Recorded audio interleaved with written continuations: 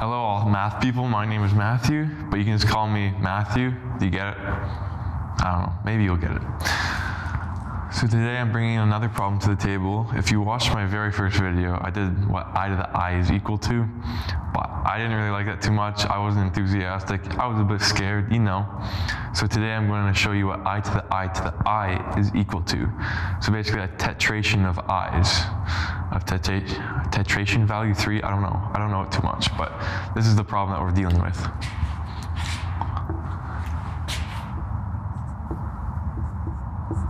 What's this equal? And this could also be written as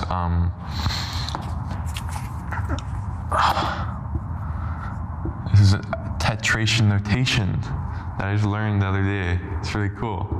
So what's this equal to? All right. So in tetration problems, normally you want to work your way top down from the highest exponent down to the base. So what is I? Well, I is just I. What is I to the I? Now this is, if you watch my very first video, this is something you can work out. And I'll do it again in this video. Okay, so I to the I. So I to the I can be rewritten as e to the ln of I to the I. Now using x, because my math teachers always told me this, it's not like an exact reason, but basically like the e and this ln base e just kind of cancel with each other to get back to the normal position. Now, you can use exponent rules inside logarithms to bring out this exponent of the I up to the front. So you'll get e to the I times ln of I. Now we run into our first hiccup. What exactly is ln I? Now ln I can be rewritten as this. Ln I is equal to, well, I don't know what ln I is, so I'm just going to put like x for now. Ln I is equal to x. So this can be rewritten as e to the power of x, because e to the power of x is equal to I, the argument. And if you think about when you deal with complex numbers, there's a form called Euler's. I don't know the name off the top of my head, like the proper name, and how to pronounce it properly. But there's a form for it that is the exponential form, and it looks like this. A complex number is equal to e to the I times theta. And using this knowledge, we could almost look and be like, oh my goodness, e to the x, it's kind of has the same relationship as e to the I times theta. So we can maybe try to put this complex number in this complex exponential form, and which you can do because this is a complex number. Okay, so how do you convert this to this form? Well, I has a real part of 0 and an imaginary part of 1. And if you look on the complex plane, so I'll draw it for you right now, where this is real numbers and this is imaginary. You go to a real number of 0, so you're at the origin on the x-axis, and you have an imaginary value of 1, so you're up here somewhere. And if you notice, this angle is pi by 2, and that's all you need to know to rewrite this in the exponential form for complex numbers, because the theta in this case is just pi by 2, so we can rewrite that is equal to e to the I pi by 2. Oh, looks gross. Is equal to e to the I pi by 2. All right. If you look at this first chunk of things and this last chunk of things, you got e to the x is equal to e to the I pi by 2. Well, if you think about like just the exponents to make these equal, well, x has to, for e to the x is equal to this, x must equal I pi by 2 to make the relationship stay true. So we just kind of like solve it by observation. You can easily take the natural log of both sides and find x is equal to I pi by 2, but just based upon just observation, you can easily find that x is equal to I pi by 2, because exponent x and exponent I pi by 2. So then we know that x has to equal I pi by 2. All right. Now, because x is equal to I pi by 2, that means that ln of I must equal I pi by 2. Okay, so x is equal to I pi by 2. All right, so we found the ln of I is equal to I pi by 2, and we replace it right here. So I'm going to store this.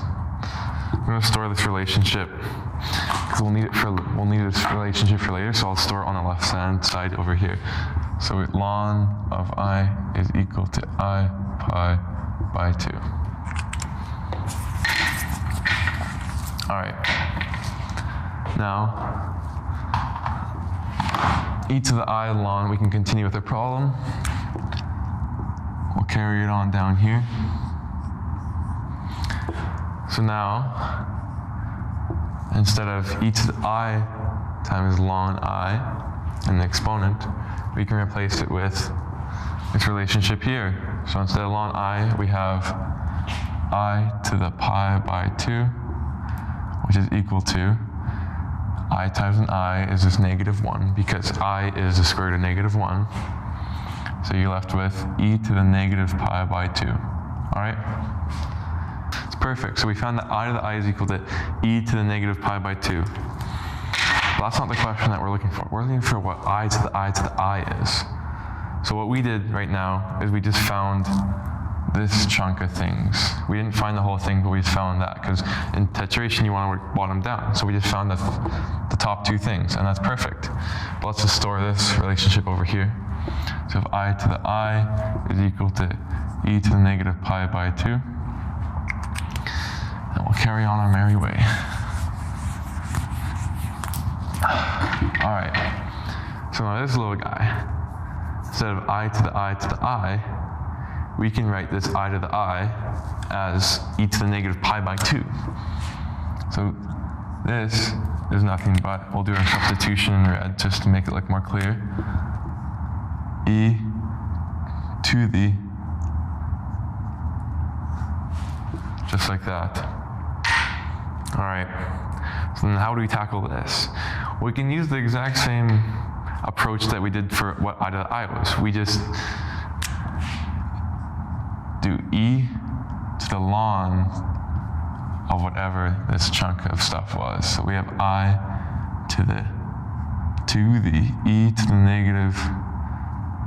It gets a little messy, but this is the exponent right here.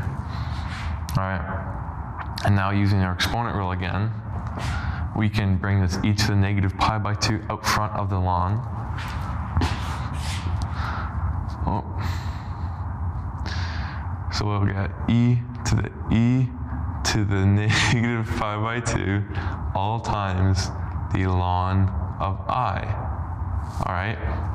Because all we did was we moved this exponent off the I out to the front of the logarithm, the logarithm. Do you think it is? I don't know. All right. So now, oh my goodness, we have another ln I. Well, we already know that ln I is I pi by 2. So this is plug and play, boys. We'll continue down here. So this is nothing but e to the pi by 2 times whatever ln I was I pi by 2. This is times I pi by 2. All right, so this is equal to e to the I times, if we just bring this I out in front of everything else, we're left with pi by 2 times e to the negative pi by 2, where, if you remember back to your Euler's exponential form, you got z, complex number, is equal to e to the I theta. So this guy right here, whoop, is our theta. And we can, if we really want to, we can bring it into Cartesian form by converting it to polar form first. So let's do that if we really want to. You can end the video right here if you want. But if you just wanted to see like some little more math things, that'll be dope. Okay, so this guy is nothing but cos of the angle. So that's pi by 2 e to the negative pi by 2 plus I times sine of the angle. Sorry, I'm going to cover up the screen for a sec. All right. And now all we need to do is evaluate what this angle is, and we'll see what it is equal to. I cannot do this in my head, because I don't know if you can do that in your head. I'm impressed with you.